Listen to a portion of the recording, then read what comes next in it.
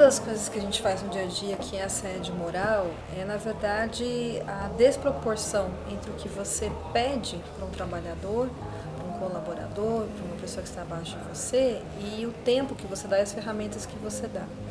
Você faz o assédio, ele nasce desse desequilíbrio, né? Não é você pedir atividades para serem desenvolvidas, mas é você não capacitar, não dar informação, não dar ferramenta e aí você permitir que a pessoa se sinta totalmente inútil dentro do trabalho, né?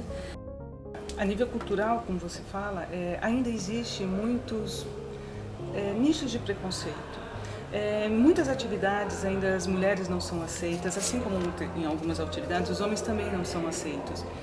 E muitas a gente verifica hoje que são culturais. Eu assisti ontem na televisão, achei muito bacana as mulheres trabalhando com amarração de navio. E eu fiquei muito feliz vendo aquilo, porque aquilo era um nicho masculino em que elas chegaram. Então, o que acontece hoje é realmente acreditar na capacidade de todos como seres humanos, né? Homens e mulheres e o acesso aberto a tudo. Hoje as pessoas se escondem atrás dos aparelhos, do telefone, dos iPads, enfim, não vou falar dos instrumentos em si, mas as pessoas acabam se escondendo. Na verdade, você nem sabe qual é a reação verdadeira da pessoa que está do outro lado. Você tem a imagem, você tem a ideia do que é, você tem a ideia do que está acontecendo. E mesmo quando você recebe uma mensagem ou uma brincadeira via Facebook, essa pessoa, por exemplo, não sabe se você está gostando ou não. Então, o que está acontecendo é que as pessoas acabam se escondendo, sim, é mais difícil. O distanciamento entre as pessoas é um ambiente favorável para o assédio, porque as pessoas elas tratam a outras como verdadeira mercadoria, como verdadeiro objeto de trabalho, esquecem que elas são humanas e que elas precisam, você precisa ter um tato, né, para passar as coisas e às vezes você precisa ter uma certa pessoalidade. A impessoalidade exacerbada, né, é uma causa inclusive de depressão para muitos trabalhadores. Eu acho que é a comunicação. A comunicação é falar realmente, é falar que você não gostou, é falar que aquilo não foi bom, é falar que você não se sentiu confortável, é dar de cara todos os sinais de que você não está gostando, porque o assédio também ele tem essa conotação de ele se perdurar. Então, se você deixa o assediador ele iniciar o assédio, ele vai cada vez avançando mais. Então, eu acho que nesse mundo você tem que abrir e falar eu estou aqui. Para. Entendeu? É aqui que meu direito começa, é aí que o seu termina. E não deixar que ele se implante. Isso é muito importante. Você viabilizar os canais de comunicação, a ouvidoria, a denúncia anônima, para preservar, às vezes, a timidez e até a hipossuficiência, né, o desvalor que o próprio trabalhador tem de si mesmo, de falta ele se acha insuficiente e incapaz de poder fazer aquilo. Existem vários passos que você pode dar. O primeiro é você não se isolar, né? Você está sofrendo aquele assédio, você não tem que se isolar.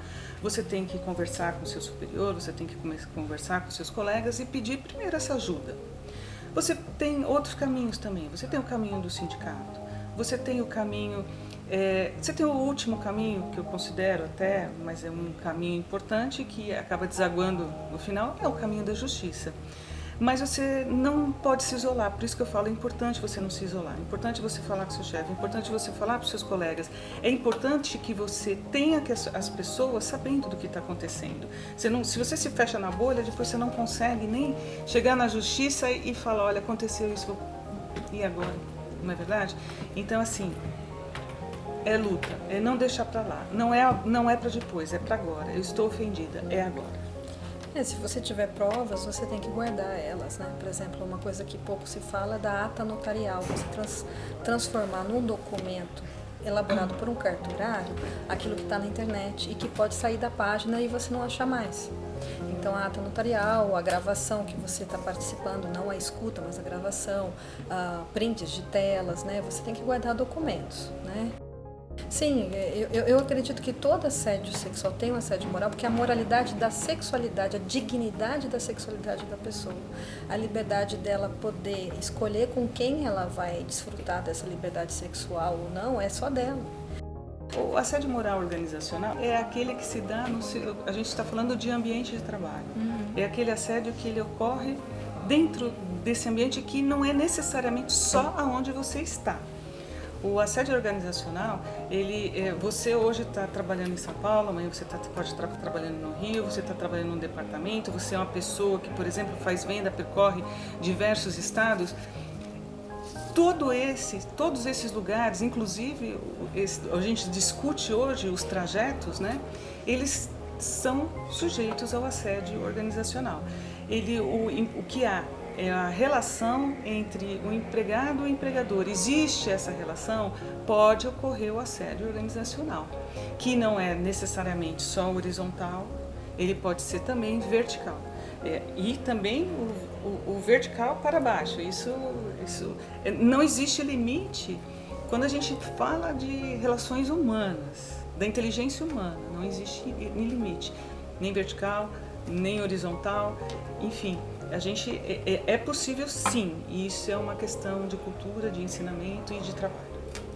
O assédio organizacional, ele é aquele assédio, né, que foi naturalizado pela empresa, pela omissão ou pela verdadeira aquiescência, concordância da empresa. Né? A omissão porque ela fez vista grossa muitas vezes, mas sabia que acontecia, tinha ciência de que acontecia. E às vezes pela concordância, porque ela sabia e concordou. Né? Então ela se omitiu de negar aquelas práticas e ainda validou que as práticas se perpetuassem. O primeiro passo é que a pessoa saiba que ela está cometendo algum ato. Se essa pessoa é uma pessoa de boa fé, que fez sem querer, que isso tudo é da natureza humana também, você sem querer ofender alguém, enfim, essa pessoa com certeza ela vai parar. Agora, se ela continua, ela é quanto mais. Então aí sim, dentro da empresa, há necessidade de existirem os canais, né? E só para falar, quando a gente falou da sombra, empoderamento, é justamente sair da condição de não saber o que fazer, não saber o que não saber o que existe, ao tomar posse de si mesma. É você criar dentro de você todos esses mecanismos onde você possa se defender, onde você possa lutar pelo seu eu. Então isso é muito importante. Então, da sombra ao empoderamento, é isso.